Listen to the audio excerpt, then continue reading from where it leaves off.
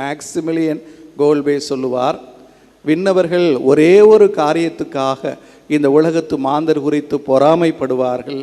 ஏனெனில் இவ்வுலக மாந்தருக்கு மட்டும்தான் நற்கருணை திருவிருந்தில் பங்கெடுக்கக்கூடிய வாய்ப்பு கிடைத்திருக்கிறது என்று. தங்களுக்கு கூட கிடைக்காத வாய்ப்பு இவ்வுலக மாந்தருக்கு கிடைத்திருக்கிறதாகவே வானதூதர்களும் கூட மனிதர்கள் குறித்து பொறாமைப்படுவார்கள் என சொல்லுவார். அதே போல புனித பாதரே பியோ சொல்லுவார், அமைதியை விரும்பி தேடக்கூடிய மக்கள் நீங்கள். அந்த அமைதியின் மன்னராக இருக்கக்கூடிய இயேசு ஆண்டவரை ஒவ்வொரு நாளும் நற்கருணையில் கொடுக்கக்கூடிய ஒரே அமைப்பு கத்தோலிக்க திரு அவை மட்டுமே. அதை விட்டு ஒருபோதும் விலகி போகாதீர்கள் என சொல்லுவார். ஆகவே தான் நான் சொல்லுவேன், திரு அவையின் மிகப்பெரிய சொத்து இந்த நற்கருணையே.